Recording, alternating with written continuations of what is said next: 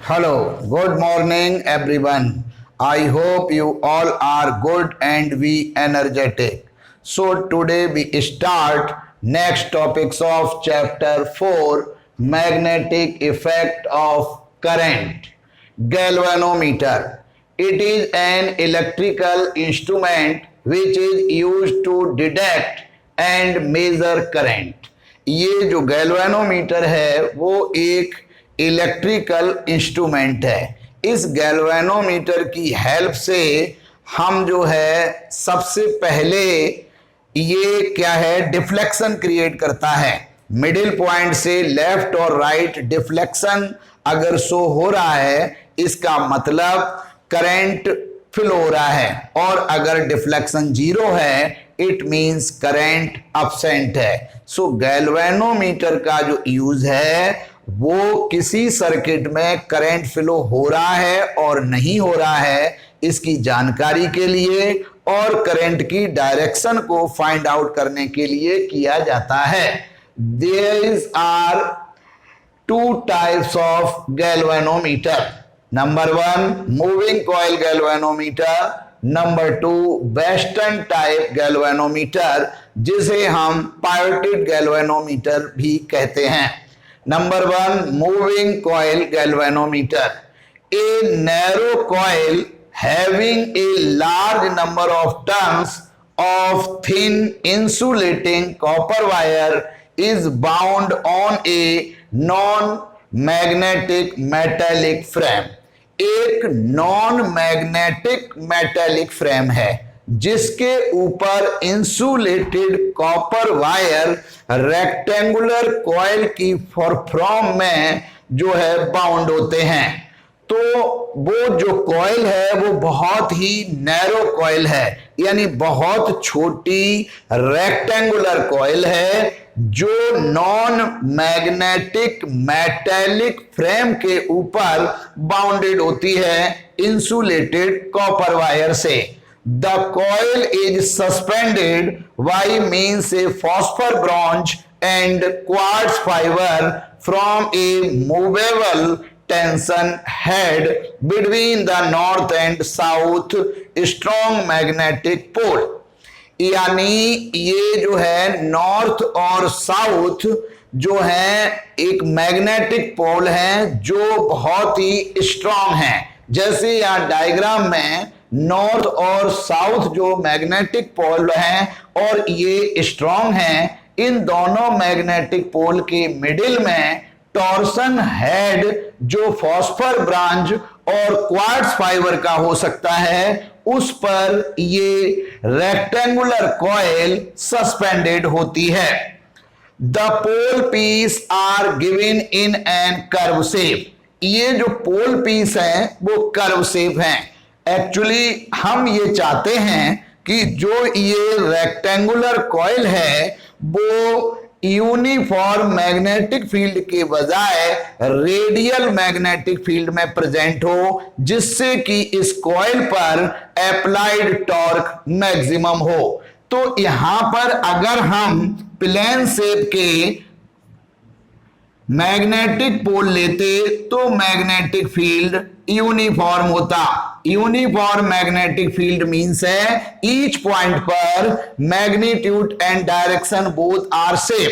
लेकिन जब हमने ये कर्व शेप के मैग्नेटिक पोल लिए तो यहां पर जो मैग्नेटिक फील्ड प्रोड्यूस होगा वो यूनिफॉर्म की जगह रेडियल होगा। इट मींस ईच पॉइंट पर मैग्नेटिक फील्ड की जो इंटेंसिटी है, मैग्नेटिक फील्ड जो मैग्नीट्यूड है वो तो सेम होगा लेकिन डायरेक्शन रेडियस के अकॉर्डिंग वेरिएबल होगी। Here a hair spring having only a few turn is attached to lower end of the coil and other end of the spring is connected to screw T1 T2 negative terminal। ये जो coil है इसका जो last point है वो एक spring से connect है जिसे हम हेयर स्प्रिंग कहते हैं, और इस स्प्रिंग का जो अदर पॉइंट है वो T2 जो है एक हमारा स्क्रू है जिससे कनेक्ट है, और ये जो T2 स्क्रू है वो नेगेटिव टर्मिनल का वर्क करता है। The torsion head is connected to screw T1 positive terminal. ये जो टॉर्सन हेड है, टॉर्सन हेड जो ये जहां पर ये फॉस्फर ब्रांच और क्वार्ट्ज फाइबर कनेक्ट है, वो जो है टर्मिनल पॉजिटिव टर्मिनल यानी स्क्रू T1 से कनेक्ट है, जो पॉजिटिव टर्मिनल का वर्क करता है। A cylindrical soft iron piece called a core is placed symmetrically between the pole piece of the magnet. यानी जो हमारे दो मैग्नेटिक पोल पीस हैं, इनके मिडिल में जो रेक्टेंगुलर कॉइल है उसके सेंटर पर सॉफ्ट आयरन की एक सिलिंड्रिकल कोर होती है, जिससे हमारा पॉइंटर कनेक्ट है। और ये पॉइंटर जो है कर्व जो है स्केल के ऊपर मूव करता है, जिसके मिडिल में 0 है और लेफ्ट और राइट 30-30 कॉलम है। तो जब हम इस गैल्वेनोमीटर को किसी सर्किट में कनेक्ट करते हैं और करंट फ्लो होने पर ये पॉइंटर डिफ्लेक्शन शो करता है, और करंट 0 होने पर ये पॉइंटर डिफ्लेक्शन शो नहीं करता है। अब इस डायग्राम में ये कोर दिखा रखी है, ये पॉइंटर है, ये सर्कुलर स्केल है, ये टॉर्सन हेड है, ये कॉपर की कॉइल है जिसमें मैनी टर्न्स हैं, ये हमारी हेयर स्प्रिंग है, T2 जो है नेगेटिव टर्मिनल और टॉर्सन हेड जो है T1 पॉजिटिव टर्मिनल का वर्क करता है। तो ये हमारी मूविंग कॉइल गैल्वेनोमीटर का स्ट्रक्चर था। Working when a current is passed through the coil, torque is applied। जब हम ये जो हमारा रेक्टेंगुलर कॉइल है, जब हम इसमें एक करंट फ्लो करते हैं, यानी सर्किट में हम टॉर्सन हेड पॉजिटिव टर्मिनल और स्प्रिंग का लोअर पॉइंट नेगेटिव टर्मिनल को करंट करके कनेक्ट करके जब हम करंट फ्लो करते हैं, तो यहां पर एक टॉर्क अप्लाई होता है। तो जब पहले टॉर्क अप्लाई होगा तभी ये सर्कुलर पाथ में रोटेट करेगा। जैसा हमने पिछला टॉपिक बताया था कि एक rectangular coil uniform magnetic field में जब प्रेजेंट होती है तो वहां पर एक टॉर्क वर्क करता है। तो ये जो टॉर्क है, torque is equal to NIAB cos theta. अब बात ये आती है कि ये जो हमारी कॉइल है, जब ये रोटेट करेगी तो कॉइल में एरिया की डायरेक्शन रेडियल होगी, और यहां पर जो हमारा ये गैल्वेनोमीटर है, इसमें जो मैग्नेटिक पोल ले रखे हैं वो भी कर्व शेप में ले रखे हैं। इससे इसके बीच में एक रेडियल मैग्नेटिक फील्ड प्रोड्यूस होता है। तो मैग्नेटिक फील्ड और एरिया की जो डायरेक्शन है एवरी टाइम सेम होगी। तो जब डायरेक्शन सेम होगी तो इसका मतलब है theta is equal to 0 degree, so cos theta is equal to cos 0 degree is equal to 1। तो जब ये वैल्यू 1 होगी then torque is equal to NIAB, और इक्वेशन फर्स्ट, और ये जो टॉर्क है वो मैक्सिमम होगा, मैक्सिमम होगा। Under the action of this deflection torque the coil rotate on its axis. तब ये कॉइल टॉर्क अप्लाई होते ही ये जो हमारी रेक्टेंगुलर कॉइल है ये अपनी एक्सिस पर रोटेट करेगी, यानी जो रेक्टेंगुलर कॉइल है उसकी एक्सिस पर ये रोटेट करेगी। Due to elastic forces a restoring torque R is produce in the suspension coil which proportional to the angle theta produced in the wire। जब ये हमारा फॉस्फर ब्रॉन्ज का वायर है जिससे रेक्टेंगुलर कॉइल सस्पेंडेड है, तो जब ये टॉर्क अप्लाई होते ही ये रोटेट होगी, तो वहां पर एक रेस्टोरिंग टॉर्क वर्क अप्लाई होगा, और वो रेस्टोरिंग टॉर्क जो है वो डायरेक्टली प्रोपोर्शनल होगा एंगल, वो एंगल जितने एंगल ये टॉर्क अप्लाई होने से रोटेट होगी। So restoring torque R is directly proportional theta. जब डायरेक्टली प्रोपोर्शनल हटाएंगे तो एक कांस्टेंट C का मल्टीपल होगा। So torque R is equals to C theta, equation second. Here C is a constant, it is called suspension constant। ये हमारा जो C है वो एक कांस्टेंट है जिसे हम सस्पेंशन कांस्टेंट कहेंगे।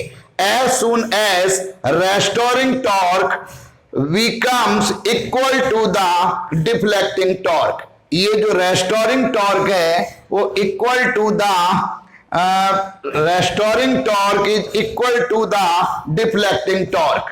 Equilibrium is established, the coil does not rotate further। उस समय ये जो हमारी कॉइल है ये किसी भी डायरेक्शन में रोटेट नहीं करेगी। Then torque is equal to torque R। अब टॉर्क की वैल्यू इक्वेशन फर्स्ट से हमने निकाली, NIAB divide equal to torque R की वैल्यू है C थीटा, देन I निकालना है तो C theta divided by NAB। अब यहां पर C अपॉन NAB एक कांस्टेंट है जिसको मैंने कांस्टेंट K कंसीडर कर लिया। So I is equal to K theta, तो I is directly proportional theta. तो हमारा ये जो गैल्वेनोमीटर है वो I is directly proportional theta की थ्योरी पर वर्क करता है, यानी जितना ज्यादा डिफ्लेक्शन क्रिएट होगा, प्रोड्यूस होगा इस मूविंग कॉइल गैल्वेनोमीटर का, उतना ही करंट ज्यादा फ्लो होगा। यानी डिफ्लेक्शन ज्यादा होने का मतलब है कि सर्किट में उस पार्ट में करंट का मैग्नीट्यूड हायर है। अब यहां पर जो ये K की वैल्यू है C अपॉन NAB वो एक कांस्टेंट है। अब यहां पर जो C है वो हमारा जो है कांस्टेंट ऑलरेडी था जिसे हम सस्पेंशन कांस्टेंट कहते हैं।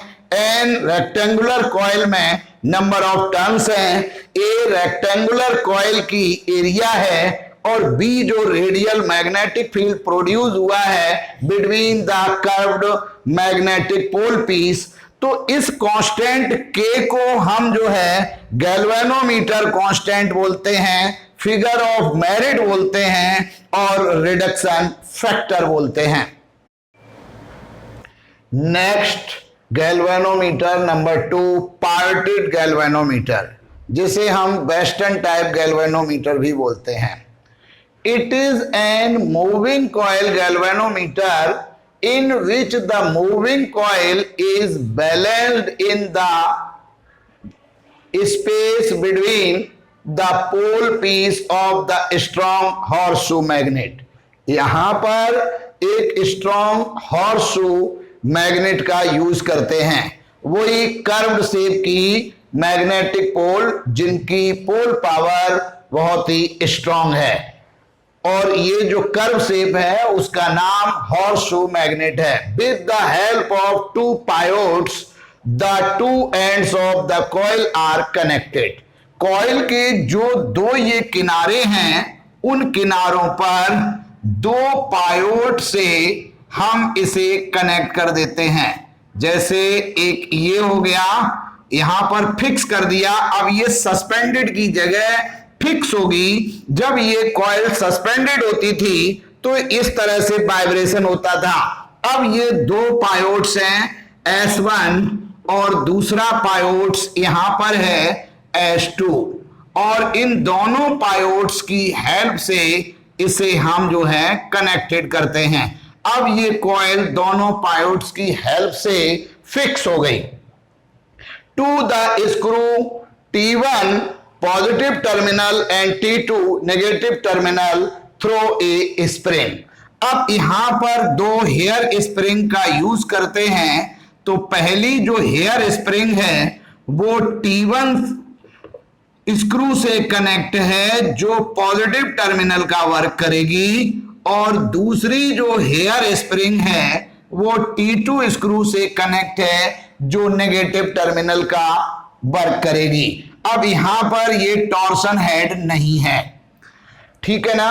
अब नेक्स्ट आगे, when current flows in the coil it deflects and pointer attach to the move along the circular coil.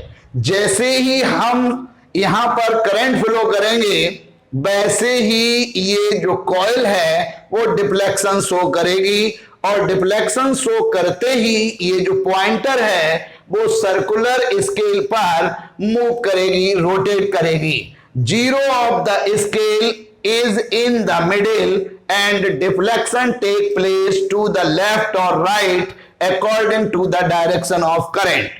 Starting में हमने कहा था कि ये जो गैल्वेनोमीटर है वो करंट की डायरेक्शन को शो करने के लिए, डायरेक्शन की जानकारी के लिए यूज में लिया जाता है। मान लीजिए कि कोई करंट है, वो जब फ्लो होगा तो यहां पर क्या है कि एक डिफ्लेक्शन शो होगा, और वो डिफ्लेक्शन जो है वो करंट के डायरेक्टली प्रोपोर्शनल होगा। अब अगर सपोज कीजिए ये डिफ्लेक्शन लेफ्ट साइड है, अब अगर मान लीजिए करंट की डायरेक्शन अपोजिट कर दें तो ये डिफ्लेक्शन राइट साइड चला जाएगा। लेकिन अगर करंट का मैग्नीट्यूड सेम होगा तो डिफ्लेक्शन सेम जो है शो होगा, यानी डिफ्लेक्शन सेम एंगल होगा, क्योंकि यहां पर करंट सेम है, because flowing current is directly proportional deflection. अब two cases, number one, deflection is proportional to the magnitude of current passed. जैसा हमने बताया कि डिफ्लेक्शन जो है वो डायरेक्टली प्रोपोर्शनल है पासिंग करंट के। नंबर दो, current up to the order 10 की power -6 ampere can be measured by such galvanometer.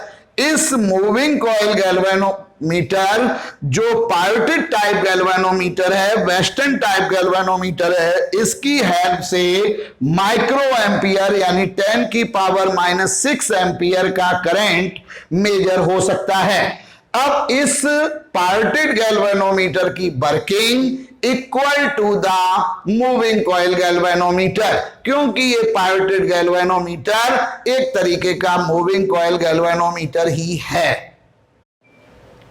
Sensitivity of galvanometer.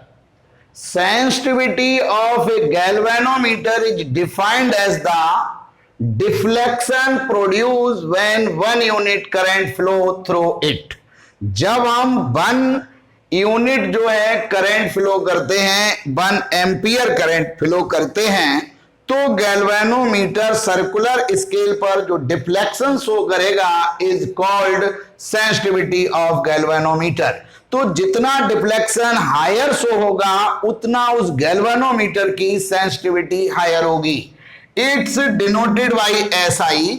So sensitivity of galvanometer SI is equal to deflection theta upon current I। अब current I is equal to 1 ampere, so SI is equal to theta. अब हम अगर यहां पर I की value लें तो I की वैल्यू थी C थीटा अपॉन NAB, तो हमने यहां पर वैल्यू पुट की SI is equal to theta upon I की value C theta upon NAB। यहां पर थीटा से theta cancel, so SI is equal to NAB upon C। अब जो हमने के रिडक्शन फैक्टर या figure of merit find out किया था वो सी कैलको निकाला था पिछले टॉपिक में, तो K is equal to C upon NAB था। इसका मतलब जो सेंसिटिविटी है the reciprocal of reduction factor और figure of merit. Its unit is radian per ampere. अगर हम इसकी यूनिट की बात करें सेंसिटिविटी की, radian per ampere. Figure of merit, यानी फिगर ऑफ मेरिट और रिडक्शन फैक्टर तो एक ही बात है, जो सेंसिटिविटी के रेसिप्रोकल हैं। So figure of merit, the reciprocal of sensitivity of galvanometer is called figure of merit, और रिडक्शन फैक्टर और गैल्वेनोमीटर कांस्टेंट। अगर हम इसकी अदर डेफिनेशन की बात करें तो current required to 1 unit deflection in the coil is called figure of merit, यानी figure of merit K is equal to I upon theta. यानी ये कहना चाह रहे हैं कि हमें 1 डिफ्लेक्शन शो करना है, तो जो करंट की रिक्वायरमेंट है is called figure of merit और रिडक्शन फैक्टर। हियर थीटा जो है वो 1 रेडियन है, तो यहां पर k इज इक्वल टू आई होगा। अब आई की जो वैल्यू हमने ली थी वो थी C theta upon N A B, तो हमने यहां पर आई की वैल्यू पुट कर दी। सो रिडक्शन फैक्टर और figure of merit k is equal to C theta upon N A B और डिवाइडेड बाई थीटा, थीटा से थीटा कैंसिल, तो k की जो वैल्यू है वही कैलकुलेट हो गई c upon N A B. अब its unit, figure of merit की जो यूनिट है वो हो जाएगी एम्पियर पर रेडियन, यानी रिडक्शन फैक्टर और फिगर ऑफ मेरिट जो रेसिप्रोकल है सेंसिटिविटी ऑफ गैल्वेनोमीटर।